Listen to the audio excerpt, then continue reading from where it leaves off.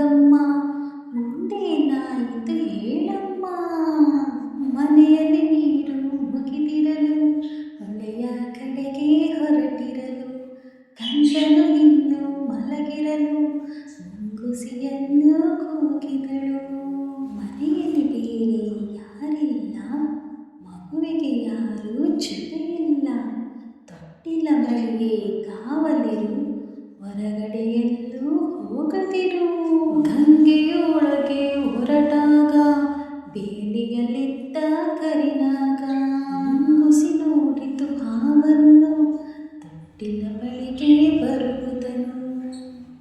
ಮೇಲೆ ಬಿದ್ದಿತು ವೇಗದಲ್ಲಿ, ಕಾಳಗ ನಡೆಯಿತು ರೋಷದಲ್ಲಿ. ಸೋತಿತು ಹಾವು ಜಗಳದಲ್ಲಿ, ಮುಂಗುಸಿ ಗೆಲುವಿನ ಹರ್ಷದಲ್ಲಿ. ಹಾವಿನ ಪ್ರಾಣವ ಹೀರಿತ್ತು, ಬಾಯಲ್ಲಿ ರಕ್ತವು ಜಿನುಗಿತ್ತು. ಗಂಗೆಯು ನೀರಲು ತರುತ್ತಿರಲು, ಕೈಯ ಬಳೆಯ ನಾದವ ಕೇಳಿಸಲು. ಮುಂಗುಸಿ ಬಾಗಿಲ ಬಳಿ ಬರಲು, ಬಾಯಲ್ಲಿ ರಕ್ತದ ಕಲೆ ಇರಲು. ಬೆಚ್ಚುತ ಗಂಗೆಯು ನೋಡಿದಳು, ಮಗುವನ್ನು ಕಂದಿದೆ ಇದು ಎಂದು.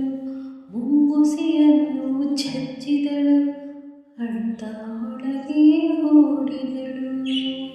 ತೊಟ್ಟಿಲಿನಲ್ಲಿ ಕಂದನು ನಗುತ್ತಿತ್ತು, ನೆಲದಲ್ಲಿ ಹಾವು ಸತ್ತಿತ್ತು.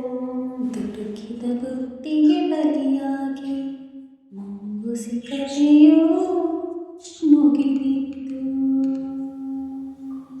ಕೇಳಿದ್ದು ಸುಳ್ಳಾಗಬಹುದು, ನೋಡಿದ್ದು ಸುಳ್ಳಾಗಬಹುದು.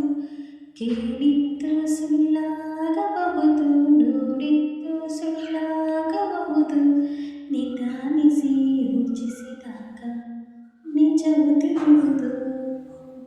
ನಿಧಾನಿಸಿ ಯೋಚಿಸಿದಾಗ ನಿಜವು ತಿಳಿಯುವುದು. ನನ್ನ ಧ್ವನಿಯಲ್ಲಿ ಈ ಹಾಡು ನಿಮ್ಗೆ ಇಷ್ಟ ಆಗಿದೆ ಪ್ಲೀಸ್ ಒಂದು ಲೈಕ್ ಮಾಡಿ, ಶೇರ್ ಮಾಡಿ, ಕಮೆಂಟ್ ಮಾಡಿ, ಸಬ್ಸ್ಕ್ರೈಬ್ ಮಾಡಿಕೊಳ್ಳಿ. ಕೇಳಿದ್ದು ಸುಳ್ಳಾಗಬಹುದು, ನೋಡಿದ್ದು ಸುಳ್ಳಾಗಬಹುದು. ನಿಧಾನಿಸಿ ಯೋಚಿಸಿದಾಗ ನಿಜವೂ ತಿಳಿಯುವುದು. ಇಷ್ಟರಲ್ಲೂ ತುಂಬ ಅರ್ಥ ಇದೆ. ಒಂದೊಂದ್ಸಲಿ ಕೇಳಿದ್ದು ಸುಳ್ಳಾಗ್ಬೋದು, ನಾವು ನೋಡಿದ್ದೇ ನಮ್ಮ ಕಣ್ಣಿಗೆ ಸುಳ್ಳು ಅನಿಸ್ಬಿಡ್ಬೋದು.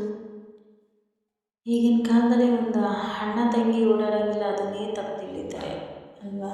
ಅದೇ ನಮ್ಮ ಕಣ್ಣು ನಮಗೆ ಸುಳ್ಳು ಹೇಳೋದು. ಅದೇ ರೀತಿ ಒಬ್ಬರ ಜೊತೆ ನಾವು ಚೆನ್ನಾಗಿರ್ತೀವಿ, ಆಮೇಲೆ ಮಾತು ಬಿಟ್ಟಿದ ತಕ್ಷಣ ನಮ್ಮ ಮಧ್ಯೆ ಸೆಂಟ್ರಲ್ಲಿ ಇನ್ನೊಬ್ಬರು ವ್ಯಕ್ತಿ ಬಂದು ನಮ್ಮ ಬಗ್ಗೆ ಮಾತಾಡಿದ ತಕ್ಷಣ ಅವರು ನಂಬಿಡ್ತಾರಲ್ಲ, ಅದು ಅವರು ನಿಧಾನಿಸಿ ಯೋಚನೆ ಮಾಡಬೇಕು.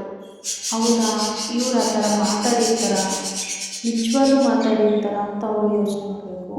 ಆ ಮೂರನೇ ವ್ಯಕ್ತಿ ಹೇಳಿದ ತಕ್ಷಣ ನಂಬಿಟ್ಟು ಅದೇ ದ್ವೇಷ ಇಟ್ಕೊಂಡು, ಅದೇ ಕೋಪ ಇಟ್ಕೊಂಡು ಮುಂದುವರೆಸಿದ್ರೆ ಅದು ನಿಜವಾದ ಸ್ನೇಹ ಅಲ್ಲ.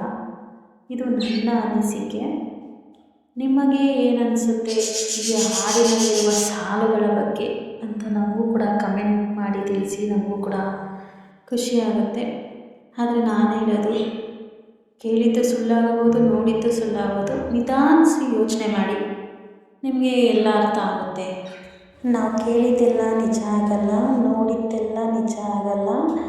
ನಾವು ನಿಧಾನಿಸಿ ಹೌದಾ ಇದು ಸತ್ಯನಾ ಅಂತ ನಾವು ತಿಳ್ಕೊತೀವಲ್ಲ, ಅದೇ ಯಾವತ್ತೂ ನಿಜ ಆಗೋದು.